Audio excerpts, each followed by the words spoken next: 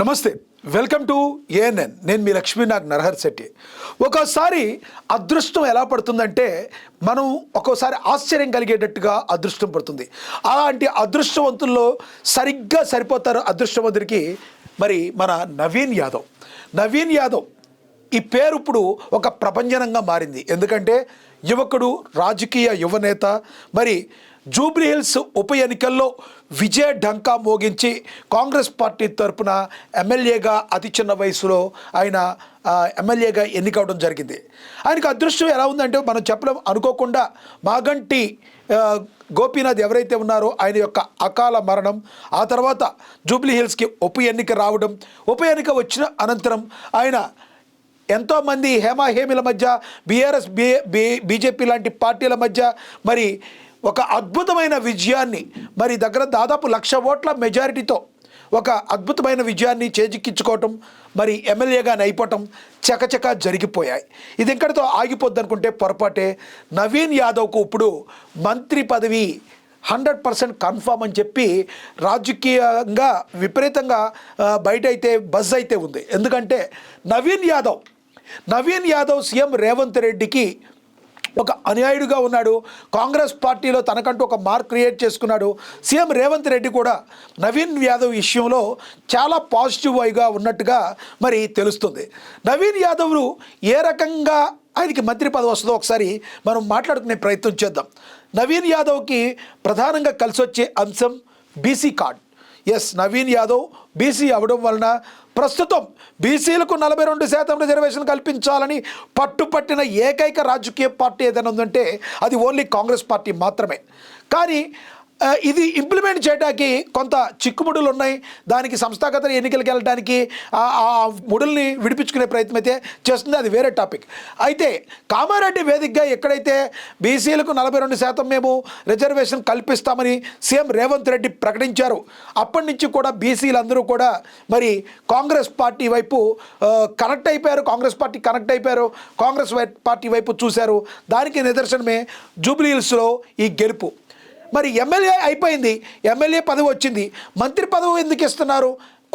రాజకీయ యువనేత కదా, ఇప్పుడే మంత్రి పదవి అవసరమా అంటే అవసరమే. ఎందుకంటే రాజకీయాల్లో ఎప్పుడు 2 రోజులు 4 కాదు. యువనేత అయినప్పటికీ కూడా మరి నవీన్ యాదవ్కు మంత్రి పదవి వరించే అవకాశం ఉంది. దీనికి సంబంధించి సీఎం రేవంత్ రెడ్డి ఆల్రెడీ ఢిల్లీ పైన అవుతున్నట్లుగా కూడా మనకి సమాచారం ఉంది. అయితే నవీన్ యాదవ్కి రావడానికి గల ప్రధాన కారణం ఇప్పుడు బీసీలందరూ కూడా మరి కాంగ్రెస్ పార్టీకి పట్టం కడుతున్నారు, కాంగ్రెస్ పార్టీ వెంటే నడుస్తున్నారు. ఆల్రెడీ మున్నూరు కాపు మంత్రివర్గంలో ఉన్నారు, కొండ సురేఖ కావచ్చు, అదేవిధంగా మరి ఎక్కువగా ఉన్న బీసీల్లో ఎక్కువగా ఉన్న మరి తెలంగాణలో ముదిరాజులకు కూడా ఆల్రెడీ మంత్రివర్గంలో స్థానం దక్కింది. తర్వాత ప్లేస్ యాదవులకు కూడా విపరీతమైన ఎక్కువగా ఉన్నారు జనాభా తెలంగాణ వ్యాప్తంగా. మరి ఈ రకంగా చూసుకున్నా కూడా నెక్స్ట్ మంత్రివర్గంలో నవీన్ యాదవ్కి చోటు కల్పించినట్లయితే అది ఒక 100% ఒక సక్సెస్ మంత్రాగా వెళ్ళే అవకాశం ఉంది.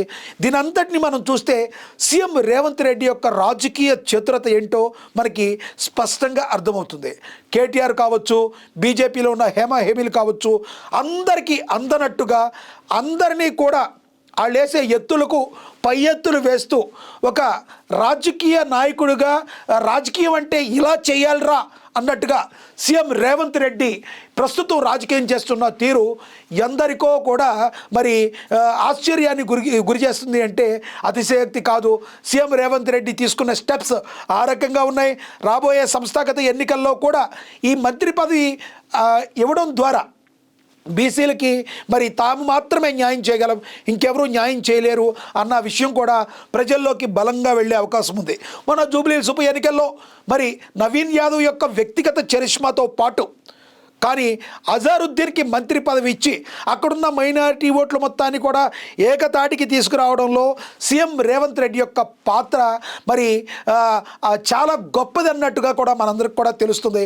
ఎందుకంటే అది రాజకీయ చాణక్యం, అదే రాజకీయ నీతి, రాజనీతి. ఆ రకంగా చేస్తేనే విజయం అనేది వరిస్తుంది.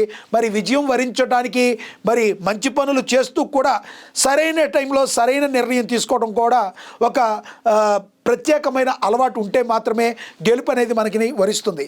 ఈ రకంగా చూసుకుంటే మరి ఈ రకంగా జూబ్లీహిల్స్లో ఏ రకంగా తమ క్యాండిడేట్ని సీఎం రేవంత్ రెడ్డి గెలిపించుకున్నారో, మరి కాంగ్రెస్ పార్టీ గెలిపించుకుందో, మరి నవీన్ యాదవ్కి మంత్రి పదవి ఇవ్వడం ద్వారా మేము నిష్పక్షపాతంగా బీసీల వైపే ఉన్నాం, ఇదిగో ముదిరాజ్ సామాజిక వర్గాన్ని మంత్రివర్గంలో తీసుకున్నాం, అదేవిధంగా మున్నూరు కాపు సామాజిక వర్గాన్ని మంత్రివర్గంలో ఆల్రెడీ ఉన్నారు, మరి యాదవ్ సామాజిక వర్గాన్ని కూడా మరి ఈ రోజున మంత్రి పదవి ఇచ్చి మరొక్కసారి బీసీ పార్టీగా కాంగ్రెస్ పార్టీ చెప్పిన మాట చెప్పినట్టు చేసేదిగా ఉంది అనిపించుకుంటుంది. తద్వారా కాంగ్రెస్ పార్టీ రాబో సంస్థాగత ఎన్నికలు కావచ్చు, వచ్చే సార్వత్రిక ఎన్నికలకు కూడా తిరుగులేని శక్తిగా కాంగ్రెస్ పార్టీ సీఎం రేవంత్ రెడ్డి ఆధ్వర్యంలో ముందుకు దూసుకుపోతుంది అనడంలో ఏమాత్రం సందేహం లేదు. మరి ఈ రకంగా చూసుకుంటే నవీన్ యాదవ్కి ఎంత అదృష్టవంతుడు, ఎంత కలిసి వచ్చిందని చెప్పాలి. ఒక చిన్న యువకుడు అనుకోకుండా ఉప ఎన్నికలు రావడం, ఉప ఎన్నికల్లో ఆయన మాగంటి గోపీనాథ్ గారు చనిపోవడం అనేది అందరికీ కూడా ప్రజాస్వామ్యంలో అందరూ బాధపడతారు. కానీ తర్వాత నవీన్ యాదవ్ వైపుకి అది రావడం, ఆ టికెట్ బీసీ కార్డుకు రావడం, కాంగ్రెస్ పార్టీ ఆ సమయంలోనే బీసీ నినాదం ఎత్తుకోవడం, మరి నవీన్ యాదవ్కు బాగా కలిసి వచ్చింది. ఓన్లీ ఎమ్మెల్యేతో మాత్రమే ఆగిపోవటం లేదు, మంత్రి పదవి కూడా ఈ రోజున నవీన్ యాదవ్ కొట్టేయబోతున్నారని విశ్వసనీయ వర్గాల సమాచారం అందుతున్నట్లుగా రాజకీయ విశ్లేషకులు అయితే డంకా బజాయించి చెప్తున్నారు. అతి కొన్ని రోజుల్లో ఈ యొక్క విషయం కూడా తెలవబోతున్నట్లుగా, అధికారికంగా ప్రకటించకపోతున్నట్లుగా కూడా తెలుస్తుంది. మరి నవీన్ యాదవ్కు మంత్రి పదవి వస్తే ఏ మంత్రి పదవి ఇప్పుడు ప్రజెంట్ ఖాళీ ఉన్నాయో దానిలో ఏదైతే బాగుంటుంది అనుకుంటున్నారో మీరు కామెంట్ బాక్స్ రూపంలో కామెంట్ చేయండి. ఇది వాటి స్పెషల్. నమస్తే.